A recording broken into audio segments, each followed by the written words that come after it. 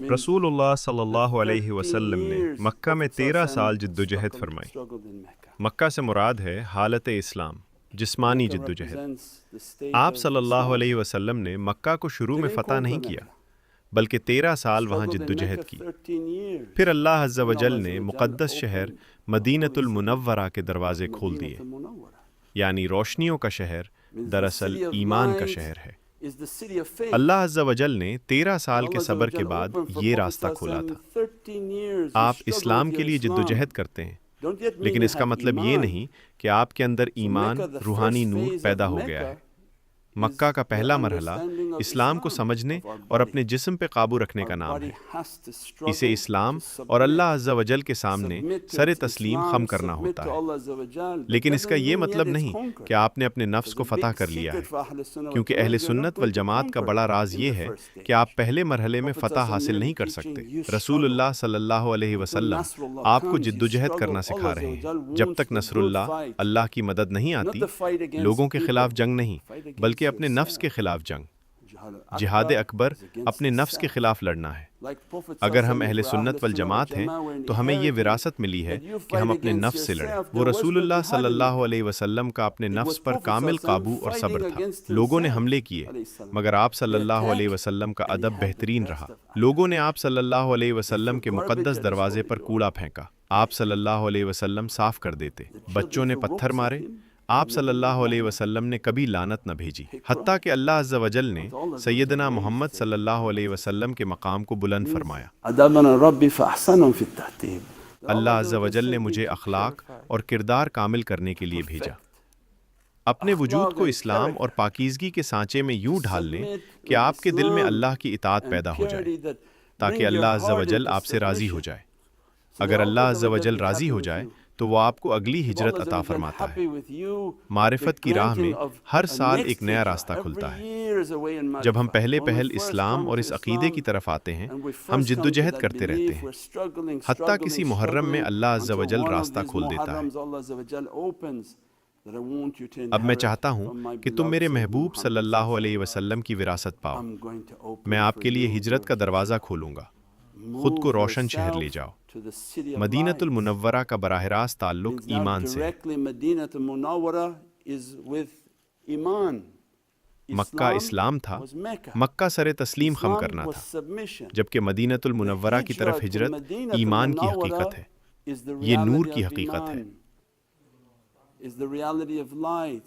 क्योंकि मदीना में हुजूर सल्लल्लाहु अलैहि वसल्लम सहाबाए कराम को तालीम दे रहे थे, आपको मुझसे अपनी जान से भी ज़्यादा मोहब्बत करनी होगी।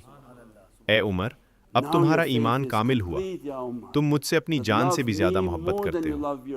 तमाम जिहाद मदीनतुल मुनव्वरा में शुरू हुए। हमें क्या सिखाने के लिए? हमें सैयदना मोहम्मद सल्लल्लाहु अलैहि वसल्लम की मोहब्बत के लिए लड़ना है, लोगों से नहीं, अपने नफ्स से लड़ना है। रसूलुल्लाह सल्लल्लाहु अलैहि वसल्लम चाहते हैं कि मेरी राह में कोशिश करो, मेरी मोहब्बत में आगे बढ़ो। कुल इन कुंतुम तुहिब्बूनल्लाह फत्तबिऊनी युहब्बिबकुमुल्लाह। अल्लाह फरमाता है, उन्हें बताइए कि अगर वो मेरी मोहब्बत चाहते हैं तो उन्हें सैयदना मोहम्मद सल्लल्लाहु अलैहि वसल्लम की पैरवी करनी होगी। जब हम सैयदना मोहम्मद सल्लल्लाहु अलैहि वसल्लम की मोहब्बत में हैं, यही हमारी इज्जत का परचम है। जब आपका दिल सर ढांपने को न चाहे, जो कि रसूलुल्लाह सल्लल्लाहु अलैहि वसल्लम की सुन्नत है, तो हुजूर सल्लल्लाहु अलैहि वसल्लम याद दिलाते हैं कि मेरी सुन्नत को थामे रखो, मेरी सुन्नत को मिटाओ नहीं। अगर तुम मुझसे मोहब्बत करते हो और मदीनतुल मुनव्वरा में रहना चाहते हो, तो इस मोहब्बत का परचम बुलंद करो, ताकि जब लोग आपको देखें तो आपको मोहम्मदी पाएं। ये सैयदना मोहम्मद सल्लल्लाहु अलैहि वसल्लम के सफ़ीर हैं। कितने खूबसूरत लोग हैं, कितने नूरानी लोग हैं, इनका अखलाक कितना बेहतरीन है। यही वो सबक था जो रसूलुल्लाह सल्लल्लाहु अलैहि वसल्लम मदीना में सिखा रहे थे। लोगों ने मुझे तकलीफ़ दी, मगर मैंने लब न खोले। मैंने उनकी बख्शिश की दुआ की। मैंने दुआ की कि अल्लाह अज़्ज़ा वजल उन्हें माफ़ कर दे। फिर अल्लाह अज़्ज़ा वजल ने मेरे लिए रोशनी का शहर खोल दिया। मदीनतुल मुनव्वरा में हिजरत हुई।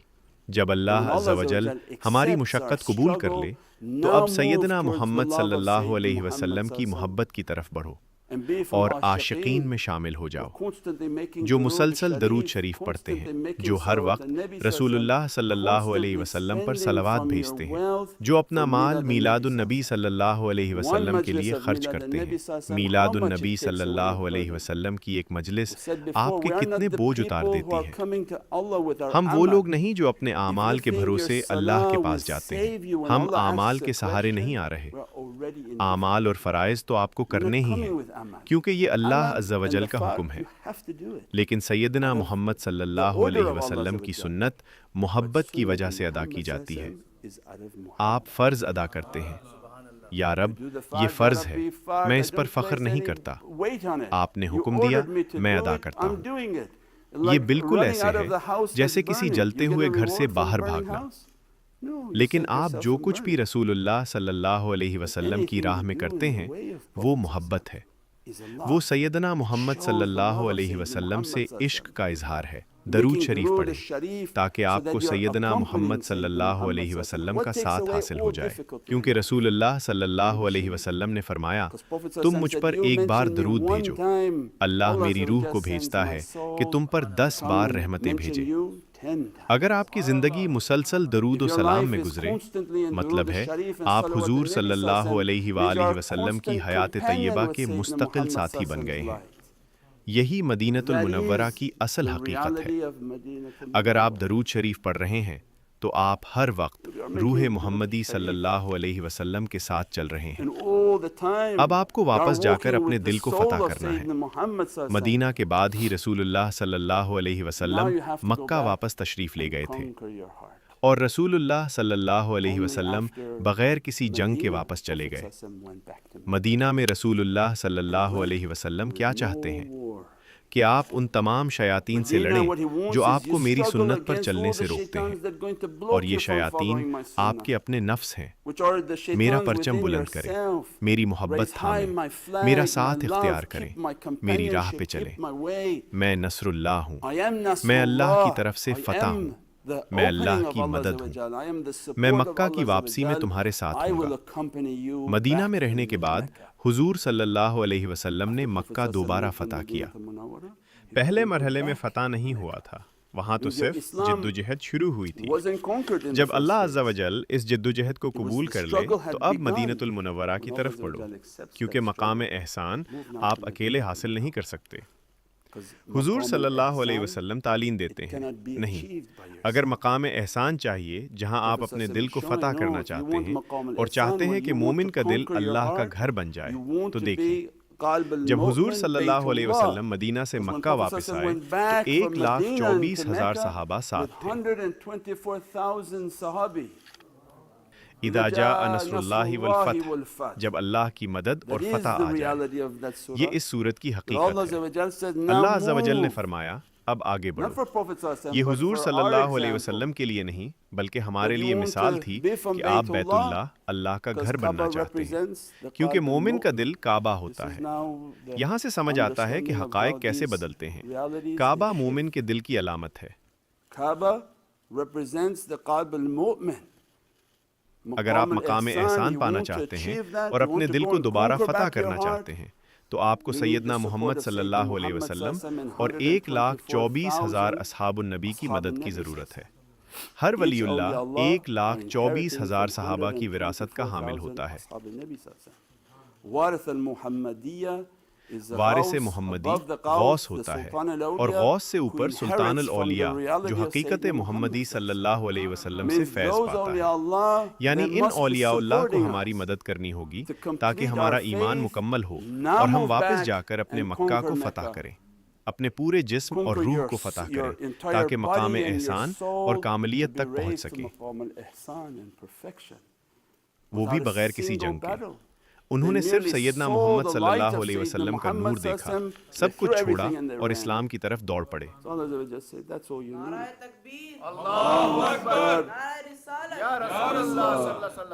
یعنی اس رضا اور اطمینان تک پہنچنے کا واحد راستہ سیدنا محمد صلی اللہ علیہ وسلم، اصحاب النبی، اہل بیت اور اولیاء اللہ کی مدد اور نصرت ہے۔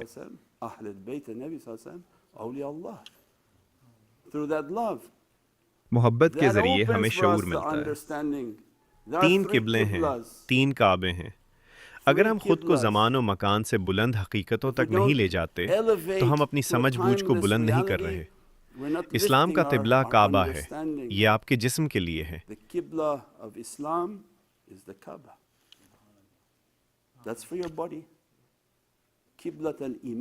ایمان کا قبلہ سیدنا محمد صلی اللہ علیہ وسلم کی محبت ہے۔ آپ اپنے جسم کا رخ مکہ کی طرف کرتے ہیں، لیکن یقین رکھتے ہیں کہ میرے دل کا قبلہ سیدنا محمد صلی اللہ علیہ وسلم کی محبت ہے۔ یہی مقام ایمان ہے۔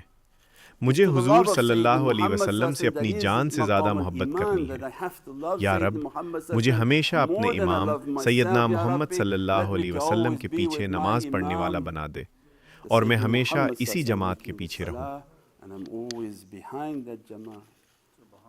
یعنی ایمان کا قبلہ سیدنا محمد صلی اللہ علیہ وسلم کا عشق ہے، اور جو حضور صلی اللہ علیہ وسلم نے ہمیں سکھایا، مقام احسان کا قبلہ۔ عبادت ایسے کرو جیسے تم اللہ کو دیکھ رہے ہو، یہ تیسرا قبلہ ہے، اور بلندی کی طرف بڑھنے کا سفر ہے۔ تو وہ لوگ جو صرف دنیاوی قبلے پر بہت زیادہ توجہ دیتے ہیں، اگر آپ کھڑے ہوں تو وہ جائے نماز کو 5 ڈگری ادھر ادھر کر دیں گے۔ ظاہری طور پر وہ صرف اس بات پر اٹکے ہوئے ہیں کہ جسم کو کیسے جھکانا ہے۔ وہ ابھی ایمان کی طرف نہیں بڑھے، وہ مقام احسان کی طرف نہیں بڑھے۔ اپنے جسم کا رخ درست رکھو، لیکن اپنے دل کا رخ سیدنا محمد صلی اللہ علیہ وسلم کی محبت کی طرف ہونا چاہیے۔ حضور صلی اللہ علیہ وسلم کی محبت میں ڈوب کر، ان کی محبت کا لباس پہن کر، پھر کیا ہوتا ہے؟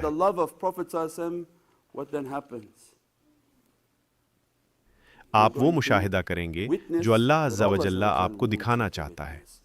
کل شیء ہالک الا وجہہ، ہر چیز فنا ہونے والی ہے سوائے اس ذات کے، اس چہرے کے۔ اگر اللہ عز و جل وہ چہرہ دکھا دے تو بہت مشکل برداشت کرنا ہے۔ شاید سیدنا محمد صلی اللہ علیہ وسلم کا روئے مبارک دکھا دے، بہت مشکل ہے۔ شاید عباد اللہ الصالحین، اللہ کے نیک بندوں کا چہرہ دکھا دے، بہت مشکل ہے۔ لیکن وہ ہمیں ایک الگ حقیقت سکھا رہے ہیں۔ اگر ہم حضور صلی اللہ علیہ وسلم کے نقش قدم پر چلنا چاہتے ہیں تو روح کی حقیقت اور روح کی سمجھ بوجھ کو پروان چڑھائیں۔ ہم مکہ جائیں گے، جدوجہد کریں گے، ہم مدینہ جائیں گے، اور صرف حضور صلی اللہ علیہ وسلم کی مدد سے ہم واپس آ کر اپنی حقیقت کو فتح کریں گے۔ جو بھی برے اخلاق کے خلاف لڑ رہا ہے، جو نشے کی عادت کے خلاف لڑ رہا ہے، جو شراب نوشی کے خلاف لڑ رہا ہے، جو غصے کے خلاف لڑ رہا ہے، جو بھی برے کردار کے خلاف لڑتا ہے، وہ سیدنا محمد صلی اللہ علیہ وسلم کی محبت کے بغیر یہ جنگ نہیں جیت سکتا۔ اصل جہاد یہی ہے۔ لیکن جب کبھی ہم ان برے اخلاق کے غلبے میں آئیں تو درود شریف پڑھیں اور حضور صلی اللہ علیہ وسلم سے کلام کریں۔ کہیں، یا رسول اللہ، یا حبیب اللہ، انظر حالنا و اشفع لنا، مجھ پر نظر کرم فرمائیے، میری شفاعت فرمائیے، میرا ساتھ دیجیے، مجھے ان انوارات سے نواز دیجیے، مجھے اللہ کی رضا کے لباس سے ڈھانپ دیجیے، اور میرے برے اخلاق کو فتح کرنے میں میرا ساتھ دیجیے، تاکہ اللہ عز و جل مجھ سے راضی ہو جائے۔ سبحان ربک رب العزہ عما یصفون، وسلام علی المرسلین، والحمد للہ رب العالمین۔